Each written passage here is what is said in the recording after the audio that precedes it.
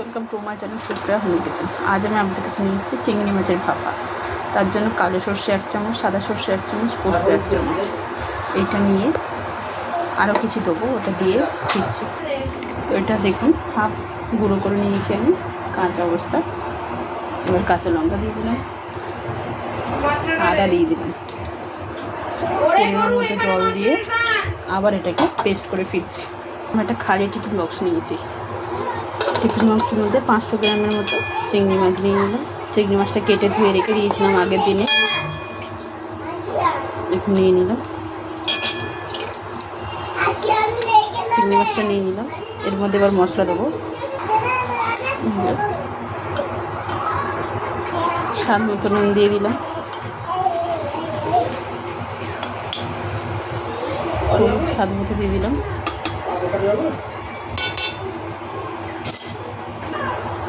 না এই যে চিনি দিয়ে দিলাম।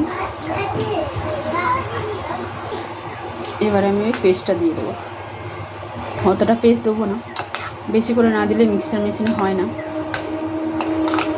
আমি 3 থেকে 4 চামচের মতো পেস্টটা দেবো।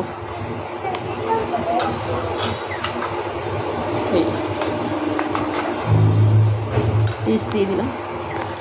এবার একটু সর্ষের তেল দিয়ে দেবো, বেশ খানিকটা সর্ষের তেল দিয়ে দেবো। এবার এটাকে মাখাবো ভালো করে, হাত দিয়েই মাখাবো। তো এটাকে ভালো করে মাখিয়ে ফিরছি। তো দেখুন বন্ধুরা, এখানে আমি কড়াই বসিয়ে দিয়েছি, কড়াইতে জল দিয়ে দিয়েছি, আর এখানে আমার পেস্টটা হয়ে গেছে, তো মাখানো হয়ে গেছে। তো আমি আবার এর ওপর দিয়ে একটু কাঁচা সর্ষের তেল দেবো। কাঁচা সর্ষের তেল,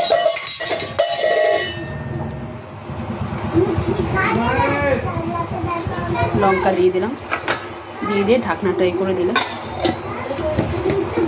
এবার এর মধ্যে দিয়ে দিলাম। এবার এর মধ্যে একটা ভালো কিছু ঢাকা দেবো, ঢাকা দিয়ে ফিরছি। তো দেখুন বন্ধুরা, এই যে আমি চিংড়ি মাছটা ভাপাতে দিয়ে দিয়েছি।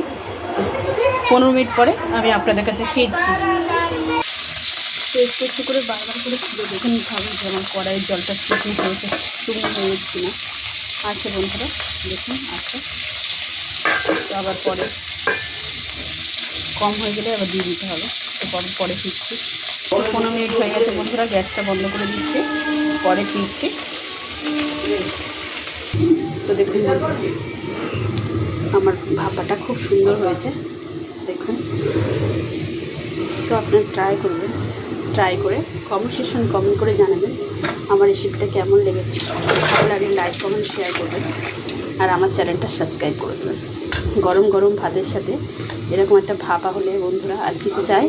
দেখুন পুরো আমার ভাপা রেডি।